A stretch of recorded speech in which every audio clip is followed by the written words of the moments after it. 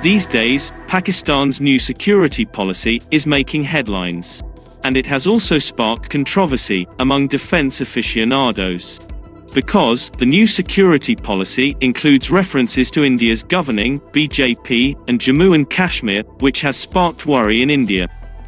The present administration, led by Prime Minister Imran Khan and his national security advisor, Moeed Yousuf, attempted to portray it as a historical success.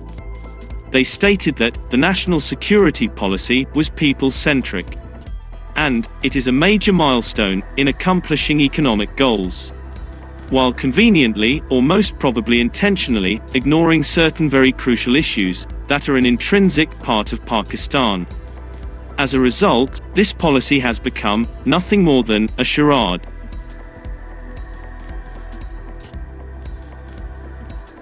There are a few issues that have prompted discussion among defense experts. Let's take a look.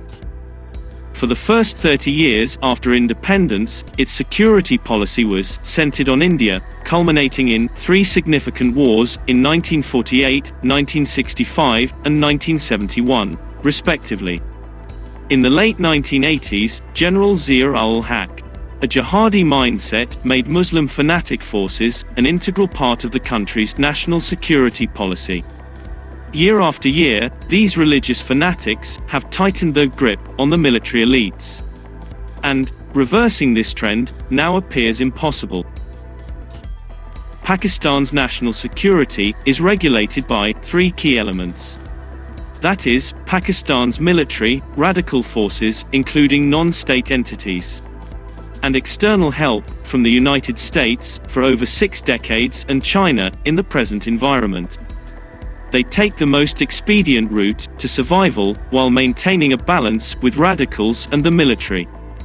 While it loudly complains about insecurity from its neighbor, India.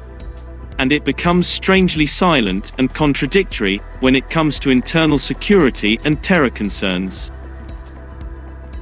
Pakistan's National Security Advisor, Moeed Yousuf, has created adequate documentation, which claims that, for the first time, a national security policy has been prepared, giving priority to civilian interests, and its purpose is to bring Pakistan's decaying economy back on track.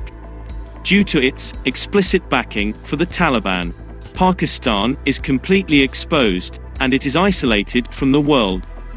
Also, the Western countries, notably the United States, have distanced themselves.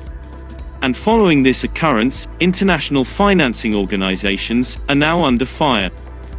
And through this security policy, it wants to send a message to the world that it will focus on its economic system instead of a terrorist-supported nation. But its actual implementation and adaptation to the current situation remain major concerns. And the million-dollar question is whether this bankrupt country can maintain an economy-driven national security policy.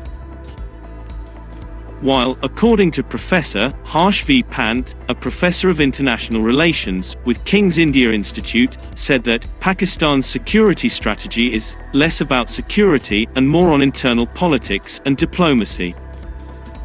Pakistan has a hidden goal in its security strategy. Because its economic structure has entirely crumbled, and the power condition of the Imran administration has deteriorated. The Imran administration seeks to divert his citizens' attention away from the country's current crisis, which includes unemployment and inflation. The policy also mentioned that India is using Pakistan in domestic politics to strengthen the popularity of ruling BJP. This is the reason why it mentioned India in its security policy. The security policy adds, referring to India, that, with a regressive and harmful ideology overtaking the collective consciousness, in our near neighborhood, the dangers of violent conflict have grown considerably. The policy warns that Pakistan is committed to defending its territorial integrity in response to any military misadventure. Pakistani authorities also warned India at the announcement of this policy. They said, if relations with New Delhi do not improve, India will face the brunt of the repercussions. Why is India worried about this security policy? Year after year, the Pakistani military and its puppets have succeeded in deceiving the country's poor people. And, in the name of Islam and Kashmir, they have created an environment in which no one has the fortitude to confront them. While international analysts acknowledged that the country is on the verge of becoming a Chinese slave state. However, Yousuf, in his security policy, conveniently forget to mention about China's overtaking of Pakistan and its economy. And the recent developments such as the Taliban's takeover of Afghanistan, and the recognition of terror and ultra-radical organizations, like Tehreek-e-Labbaik (TLP), and Tehreek-e-Taliban Pakistan (TTP), have further entrenched radicals in Pakistan's national security setup.